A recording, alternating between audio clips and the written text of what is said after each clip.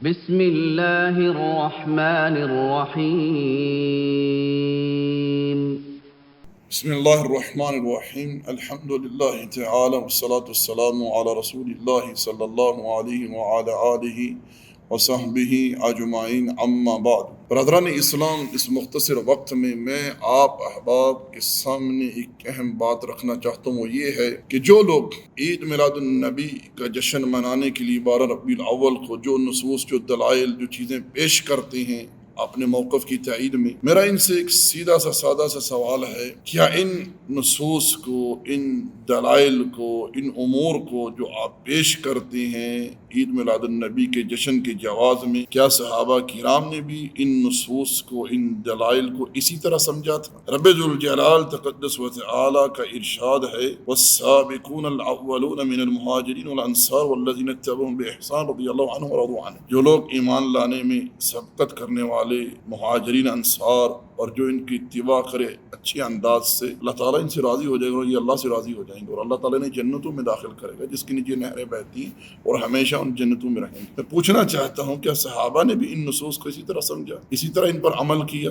یہ تو ایک الگ چیپٹر ہے کہ اس دن کو منانے کے لیے، جشن کرنے کے لیے، بھنگڑے ڈالنے کے لیے، قوالیاں کرنے کے لیے، جلوس نکالنے کے لیے، جھنڈیاں لگانے کے لیے، بازاروں کو سجانے کے لیے، دھمالے ڈالنے کے لیے، نعتیں پڑھنے کے لیے، جو کچھ آپ لوگ کرتے ہیں، ان چیزوں کا، ان امور کا دین میں کوئی وجود ہی نہیں ہے۔ وہ وقت جب دین نازل ہو رہا تھا، جن لوگوں نے یہ دین رسول اللہ صلی اللہ علیہ وسلم سے سیکھا، عمل کیا، امت تک بیان کیا، ان لوگوں کو ان چیزوں کا کوئی علم نہیں تھا، وہ ان امور کو نہیں جانتے تھے۔ اگر ان میں خیر ہوتی تو وہ لوگ ضرور سبقت لے جاتے ان امور کو کرنے کی، جنہوں نے ہر پل ہر آن نبی علیہ السلام کی اتباع کی۔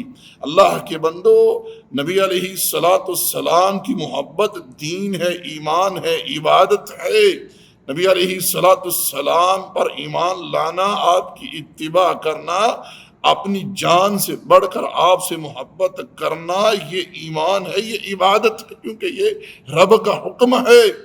اس بندے کی نماز ہی قبول نہیں ہوتی، جیسے کہ امام شافعی کا قول ہے، جو نبی علیہ السلام پر درود نہیں بھیجتا۔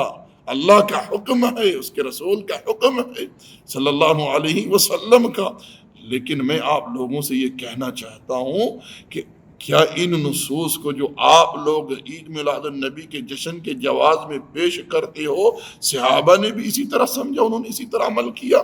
اگر کیا ہے تو بتلاؤ۔ یاد رکھیں، جو چیز سنت ہوتی ہے، جو چیز عبادت ہوتی ہے، وہ اللہ کے حکم سے ہوتی ہے، نبی علیہ السلام کی تعلیمات سے ہوتی ہے، اس کا انحصار وحی الہی پر ہوتا ہے۔ بات سمجھے؟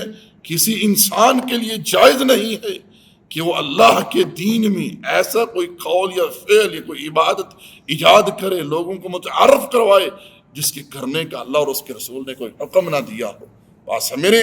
اور میں چیلنج سے یہ بات کہہ سکتا ہوں، آپ اٹھائیے حدیث کا پورا ذخیرہ، صحیح تو صحیح ہے، حسن تو حسن ہے، ضعیف تو ضعیف ہے، کوئی موضوع روایت ایسی آپ کو نہیں ملے گی جس میں ان چیزوں کا کوئی ذکر ہو۔ یہ تو اسلام کو بدنام کرنے والی، اسلام کی عمارت کو ڈھانے والی، اسلام کو رسوا کرنے والی چیزیں ہیں جو آپ عید میلاد النبی کے نام پر کر رہے ہو۔ اللہ کے بندو، رب کی بارگاہ میں توبہ کرو۔ دین وہی ہے جو دین نبی علیہ السلام کی زندگی میں تھا۔ اللہ نے قرآن اتار دی اور ارشاد فرمایا، الیوم اکملت لکم دینکم، آج میں نے دین کو مکمل کر دیا ہے۔ کسی مولوی سے پوچھ لیجئے کہ الیوم کا معنی کیا ہے؟ آج، اس دن دین مکمل ہو گیا۔ کب یہ آیت نازل ہوئی؟ کہاں نازل ہوئی؟ حجۃ الوداع پر نازل ہوئی، میدان عرفہ میں نازل ہوئی۔ کس پر نازل ہوئی؟ نبی علیہ السلام پر نازل ہوئی۔ دین کی تکمیل ہو چکی ہے۔ نبی علیہ السلام پر ایمان لائیے، اتباع کیجئے، محبت کیجئے، درود بھیجئے، سب کچھ کیجئے، مگر کیسے؟ جیسے صحابہ نے کیا، صحابہ کی اتباع میں، پھر آپ لوگ ہدایت پر ہو۔ اگر صحابہ کے منہج کو چھوڑ کر، صحابہ کی اتباع کو چھوڑ کر، ان کے فہم کو چھوڑ کر اپنی عقل سے چلو گے تو گمراہ ہو جاؤ۔ وما علینا الا البلاغ، وصلی اللہ علی نبینا محمد وعلی آلہ وصحبہ اجمعین۔